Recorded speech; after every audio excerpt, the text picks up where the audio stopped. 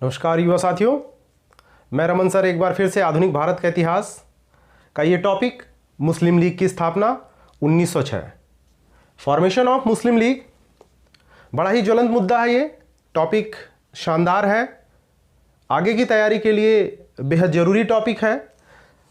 ध्यान होगा आपको कि मैं बताया था 1885 में भारतीय राष्ट्रीय कांग्रेस की स्थापना हो जाती है।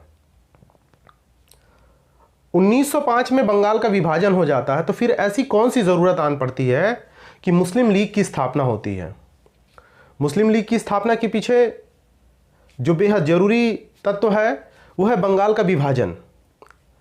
बंगाल का विभाजन हो जाता है, इसके बाद सर सैयद अहमद खान की उन बातों को ध्यान दिया जाता है जब सर सैयद अहमद खान कहते हैं कि मुस्लिमों का भला हिंदुओं के साथ नहीं बल्कि अंग्रेज़ों के साथ रहने में है। सर सैयद अहमद खान एक पढ़े लिखे शानदार एजुकेटेड इंसान है और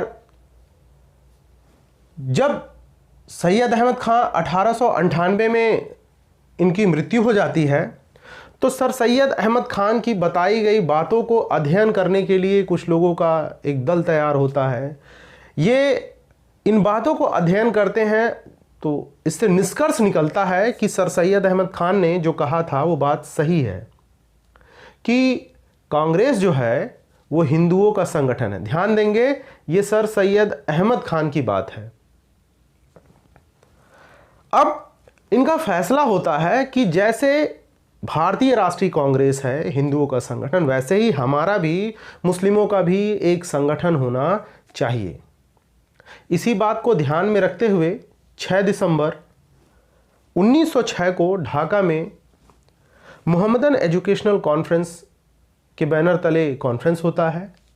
आपको बता दूं, मोहम्मदन एजुकेशनल कॉन्फ्रेंस जिसकी स्थापना 1886 में सर सैयद अहमद खान ने की थी। विशेष बात है कि सर सैयद अहमद खान के शुरुआती विचार में उन्होंने कहा था कि राजनीति को छोड़ के इस संगठन में सारी बातों पर, सारे विषयों पर चर्चा होगी। सहमत हैं, लेकिन राजनीति पर चर्चा नहीं होनी चाहिए। 1898 में सर सैयद अहमद खान की मृत्यु हो जाती है।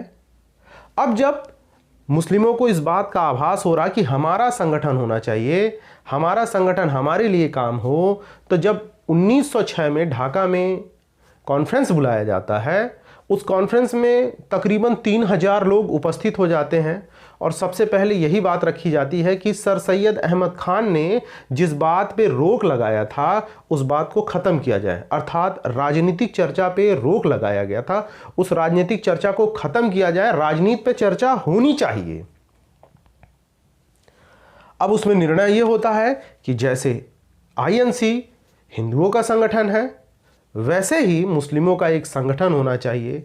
अब जब संगठन की बात होने लगती है तो चर्चा होती है कि शुरुआती दौर पे नाम क्या रखा जाए और इसी समय ढाका के नवाब जो हैं ख्वाजा सलीमुल्लाह बहादुर, इन्होंने एक नाम सुझाया जिसका नाम ऑल इंडिया मुस्लिम लीग है और सभी लोगों ने उसको सहर्ष स्वीकार किया।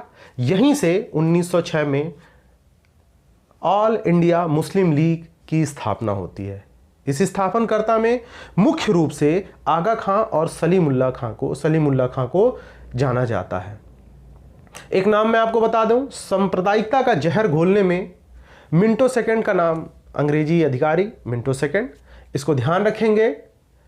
अब सांप्रदायिकता के जहर की बात मैं क्यों कर रहा हूं, आपको याद होगा 1905 में लॉर्ड कर्जन ने बंगाल का विभाजन कर दिया, लेकिन उससे पहले बंगाल में हिंदू और मुस्लिम जो एकता थी अच्छी थी, साथ में रहना खाना होता था, लेकिन इसने सांप्रदायिक तौर पे बंगाल का विभाजन कर दिया कि आपस में लड़ते रहें, कटते रहें, मरते रहें। उसी का एक अमिट उदाहरण जो सांप्रदायिकता का जहर घोलने वाला है मिंटो द्वितीय है, मिंटो सेकंड है। आपको मुस्लिम लीग के सदस्यों का नाम मैं बता दूं, जिसमें आगा खां, ख्वाजा सलीमुल्लाह बहादुर, विकार उल मुल्क, खान बहादुर गुलाम। विशेष बात पे ध्यान देंगे, जब भी मुस्लिम लीग की बात आती है तो मोहम्मद अली जिन्ना का नाम सबसे पहले आता है। ध्यान रखेंगे कि मोहम्मद अली जिन्ना का मुस्लिम लीग में 1913 में प्रवेश होता है, उससे पहले तक मोहम्मद अली जिन्ना का नाम नहीं है। ये विशेष बात है।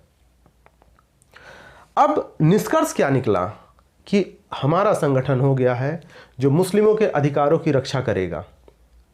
मित्रों, विश्वास है कि मुस्लिम लीग जो मैं समझाया हूं आसान शब्दों में आपके समझ में आ गया होगा। बड़ा ही कॉम्प्लिकेटेड मुद्दा होता है ये, जब धर्म और जात की बात आती है। आशा है कि मेरे बताए हुए शब्दों को आप समझेंगे और प्लीज़ पढ़ते समय धार्मिक ना हो। आपको भविष्य की तैयारी करनी है।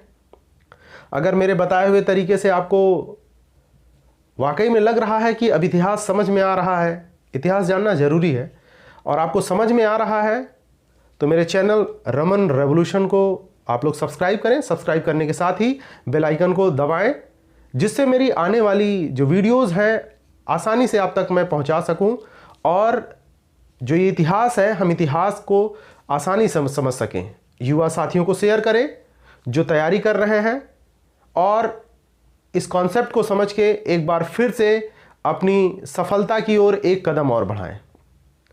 धन्यवाद। आपका दिन मंगलमय हो।